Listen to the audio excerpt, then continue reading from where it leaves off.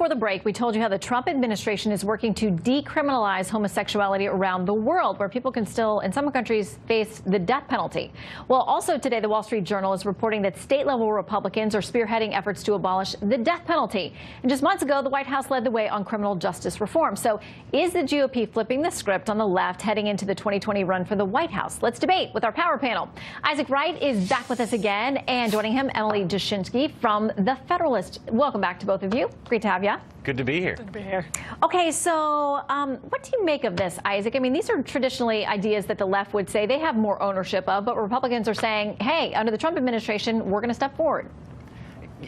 I got to be honest, I think it's a time to put partisanship aside, and if the Trump administration is going to come around, and if this is a genuine intention to do the right thing, then we should meet them with open hands and welcome them to the fight.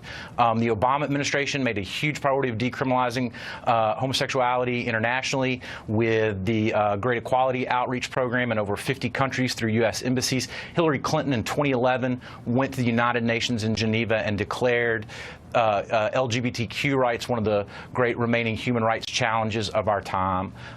If the Trump administration is genuine about this and they're going to join the fight, then I think we should welcome them with open arms. Yeah, and leading the effort here seems to be U.S. Ambassador to Germany, Rick Grinnell, who's been with us on the show, as a friend of the show many times. He wrote an op-ed about this, saying it's time for us to speak up. So these countries where people literally can be put to death, that's got to stop. Charlie Kirk, a conservative commentator, tweets this. He says, anti-Trump gay man fakes a hate crime to try and delegitimize a patriot movement of Americans. He tags Jussie Smollett. Pro-Trump gay man launches global effort to decriminalize homosexuality. He tags Richard Grinnell. Which one will the media focus on more? Emily, do you think that the media and the left, I mean, there are a lot of skeptics in the LGBT community who say they're really not sure what the Trump administration is actually going to do on this? Yeah, I think it's going to be huge to see if the left, and I guess you can probably include the media in that, reacts in the way that you might expect them to if this policy, the same policy, were coming under a Democratic administration. We don't know yet. There's some on the left who are already attacking Ambassador Grinnell's move, but I'm not sure that that's going to be the consensus position yet. We'll see if it is, but it definitely is a step by the Trump administration to show that they're willing to buck the expectations, and that, in fact, they are bucking the expectations that a lot of people set out for this president, and a lot of people's preconceived notions about this president may turn out, in fact, to be false. And I'll also note that this is coming under the administration of a vice president who is routinely targeted with hyperbolic language because of his faith on these particular issues. Okay, I want to make sure before we're out of time. And this should be an opportunity to encourage that about face. This should be the opportunity for the Trump administration to recant some of the things they said about transgendered service members in the American military.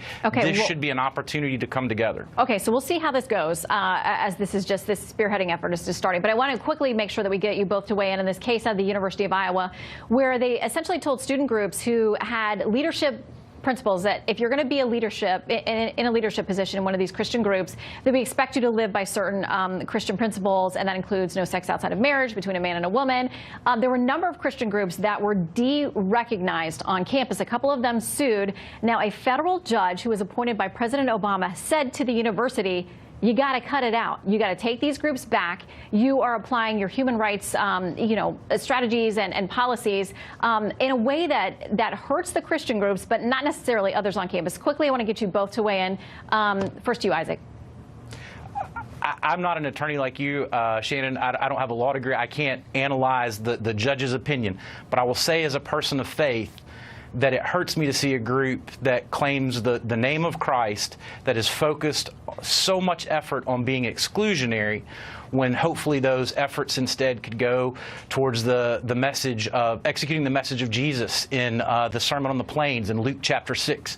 I think that would be a much better goal with their time and their effort. Let me get Emily to weigh in on 20 seconds here. Yeah, Shannon, I'm so glad we're talking about this. I wish we had a little bit more time, because this is something that people don't realize how common it is on college campuses. A lot of campuses have these very policies, and in fact, not only do they have the policies, they apply them unevenly. More student groups should sue. I would say to that point that a lot of these groups are not focusing all of their energy on talking about these particular issues. It's when students on the other side come in and try to poke them and prod them on these issues that these conflicts happen. But more student groups should pursue these legal challenges because they're very effective and warranted. All right, Emily and Isaac, thank you both very much. Thanks, Shannon. Good to see you Thank tonight. you.